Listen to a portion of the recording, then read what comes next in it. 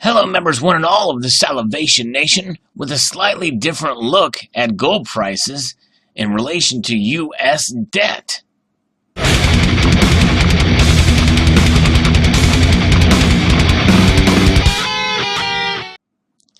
Yes, this article comes to us from Economic Times, India Times. So it is a foreign article, which I think is kind of interesting to read these from a perspective from those outside the United States. Interesting indeed. Anyways, it goes on to say that we all know about the correlation between the US dollar and gold prices. They are inversely related. But what about the relationship between US debt and gold prices? If we take the data for years 2000 to 2018, gold and debt showed a positive monthly correlation of 87%. But since 2012, we have seen a divergence from the positive correlation, with the gold prices falling to $1,300 after hitting $1,920 as the high, as the U.S. debt kept increasing at a similar pace.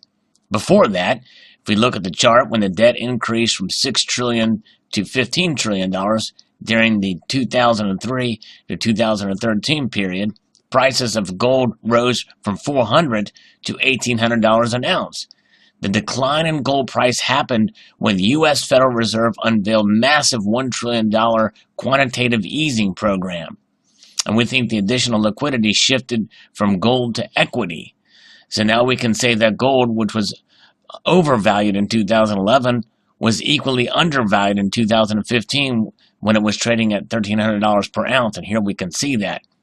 We see the negative divergence, the point where gold price converged and crossed over both the U.S. debt and the debt limits there. So you'd see positive divergence moving up, and then you had quantitative easing, which shifted the liquidity from gold to equity, and that's caused that price to go back down there. Very interesting indeed. The U.S. debt has reached around $21.03 trillion. This astronomical number is greater than the combined debt of all the countries in the world. No other nation in history has ever accumulated this much debt. The U.S. government is under pressure to close the fiscal deficit. They have started taking steps to form a trade war with China and Europe. However, the Department of Treasury announced plans to borrow nearly $1 trillion this fiscal year, an 84% increase from last year. The U.S. Treasury is continuously raising the debt ceiling to meet the federal government's borrowing needs, with no apparent cap in sight. Now the U.S. Fed is putting an end to its quantitative easing program, and I will differ from that a bit.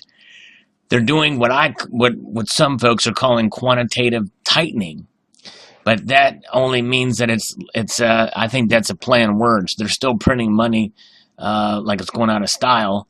They're just doing it a little bit less. It's kind of like baseline budgeting. So they will no longer be printing money to buy the U.S. debt, so they say. I don't know that I believe that. Two countries that owe maximum U.S. debt are China and Japan. Now, both these countries have scaled down the purchase. So with the falling demand and rising supply, U.S. had no option but to raise the interest rates. Rising interest rates will put enormous pressure on the market. Last few years, record low interest rates inflated major asset prices in forms of stocks, bonds, and real estate. Rising rates not just apply to government debt, they also have a major impact on corporations and individuals. The corporations will have to borrow and refinance at a higher rate, and property prices will fall, as it will be more expensive to get a mortgage. The U.S. government will have to pay more interest on their debt, so they will have to borrow more money to pay more. And also, for those of us who have small savings accounts, we notice that our interest rate is a tenth of 1% still. It's insane. These interest rate raisings have not come down to helping those of us who try to save a little bit of money, but that's a side point. Last 5 years, with U.S. debt increasing, it was frustrating for gold bulls to see their prices drifting lower.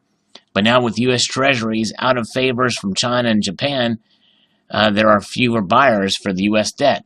The dollar is also losing its value versus global currency because of the high debt to GDP ratio. Bond yields are also increasing. We had written previously how rising bond yields are positive for gold. The world may have neglected the negative consequences of rising U.S. debt on the economy, but we always need a tool to protect ourselves from the monetary madness of the debt-based fiat currency system. The tool is in the form of gold, which acts as a hedge against such uncertain times. After all, the world has never seen such high global debt, and it's difficult to predict how long this phenomenon may last. It's just a big Ponzi scheme, where the government has no intention to pay back, but to raise additional debt so they can service their previous debt. And I know that's strong language, and but notice that the author here is being careful not to make unscrupulous predictions either, because gold could stay down because of this. But the moral of the story is government is out of control, and it's having an effect on everything, including gold and silver. And that's, I think, where some of the manipulation, some of it is. And so it's a shame, and that's where it is. Now, the United States, obviously, is the big player on the block, so to speak. So there is more leeway for the government itself to do this type of thing and get away with it. If it was any other nation, they really couldn't. It would come back to bite them. But nonetheless, it's times like these when we really need to understand the proper role of government. And this is a link that I'm going to share in the description below that I think is a must for people to watch. It's a 14-minute lecture, and pay attention to every word. Walter Williams is typically pretty entertaining. This is very policy-driven, but it is, I think, it's golden as far as what the content there is, because when you think about the what's going on with the federal spending per capita, how do you measure that? What's the best way to measure federal spending? And that's where some of the biggest problems are, and respecting the Constitution. That which was first ratified by Delaware in 1787, just after the Constitutional Convention on September 17th of that year. And so from about 1787 all the way up through all of the progress, some of the biggest progress through the Industrial Revolution, even through all of the immigrants coming in, and the expansion of the country, more states joining the Union, from 1787 all the way through 1925, federal spending was only about 3% of the gross domestic product. Nowadays, it's 25% of the gross domestic product. That should tell you something. And look at the role of the federal government as compared to the state governments. And by the way, the states are independent. And we are tied together by this union of what we call the United States of America. So the federal government should play the least role in our lives. It's the state governments is where the social experimentation or other things, they have their own constitutions. And by and large, the early states, especially, their constitutions matched by and large the federal constitution. And but nonetheless, they're independent. These states, all of them joined together as one. The average American, in earlier times, worked about 7 days of the year, and then that 7 days would pay their federal, state, and local taxes. But as we know, local governments, state governments, they've increased their spending as well. Many of those places, by their own state laws, they have to have balanced budgets, but they get bigger. And today, the average American, from January to April, they must work to pay taxes. And to me, that's an immorality.